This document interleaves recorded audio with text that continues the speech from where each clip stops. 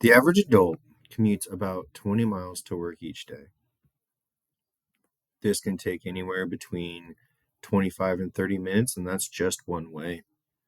How would you want to spend this time?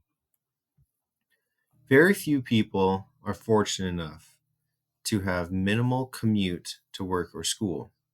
I, unfortunately, have never had the luxury of being one of those people. So, commuting is something I care about. Don't spend your commute frustrated in traffic. Finding alternative ways to commute to work outside of your personal vehicle has many benefits. Three we'll talk about today are economical benefits, ecological benefits, and health benefits of finding alternative commuting routes. First, the economical. Economical savings are abundant. And we'll start right at the pump. Increasing fuel costs, they've only been going up over the past few years. And according to the American Public Transit Association, public transportation use saves the US the equivalent of 4.2 billion gallons of gasoline annually. That means about 11 million gallons of gasoline per day. Not driving your own car means you're not buying as much gas to run your car. All right, so we're using less gas, saving at the pump. What about the regular wear and tear on your car? The more you drive your car, the more maintenance and service you have to perform, the more brakes you have to replace, the more you have to replace your tires, oil changes, all that. As you put more miles on your car, the more work you got to do on it. And cars are expensive to have. New and used car prices are up 30 to 40% over the past 5 years. And this all adds up. In fact, it adds up to an annual cost of about $13,000. That means $1,100 per month. That's no small amount of money. You could be saving that by just switching the way that you commute to work. Even if it's just a few days a week, you'll start seeing the savings add up. Second, and this is the most altruistic reason to find alternative commute methods, is the ecological benefits of alternative commuting. The big one, and UCLA actually did a study on this, is carbon footprint. Mass transit, that's buses, trains, so on, leads to a 45% reduction in your carbon footprint.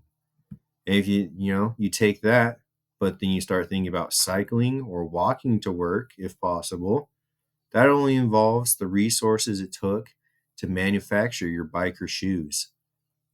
Pretty minimal impact right there. Next, fewer cars on the roads, right? Fewer cars, that's less emissions. Fewer emissions means better air quality and healthier communities. People will be more encouraged to go outside when the air is cleaner. Fewer cars on the roads means the demand for roads is less. Fewer roads is less of an impact on the environment altogether. So, better ecological when you decide to alternate your commuting method. Third point is the health benefits to alternative commuting. I touched on it a little bit, but the big one, the physical health. The CDC finds that longer commuting distances in vehicles has been associated with an increase in blood pressure and body mass index, that's your BMI, and a decrease in physical activity. Exercise is good. Any extra exercise you can do, even better. The CDC also found that only 1 in 4 adults in the United States meet the physical activity guidelines for aerobic and muscle strengthening activities. When you're biking to work, when you're walking to work, that's all some extra exercise you can get in the day. And that's all compounded way down in the future. Better cardiology, better lungs, better circulatory. It's all healthier later on the more you do this aerobic exercise. And also mental health. You got to think about it. Nobody wants to sit in traffic, be frustrated, getting tailgated, getting cut off, all that jazz. Not sitting in traffic means less stress and mental drain on your day.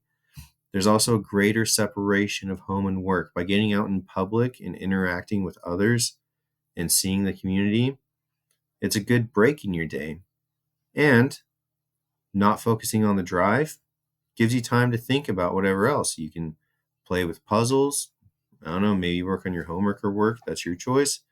Or you can just sit and think about life. That's what I like doing when I'm on the bus. So, altogether, right? Unless you work from home or go or school from home virtually, commuting is going to be regular occurrence and it's unavoidable. But there are ways to make it better for everyone. Taking public transit, taking rideshare, carpooling, bicycling, walking, scootering, skateboarding. It's all there. And the benefits from just a few days a week: economical, save money, use your car less, use less gas, save the roads, ecological, right? Reduce your carbon footprint. We can all work harder to reduce our carbon footprint and your environmental impact. And health, mental health, physical health, all so important, also underestimated about how it can be impacted on just your commute time each day. So try finding alternative commuting methods and discover the benefits yourself. It all works. It all adds up. Have fun, be safe.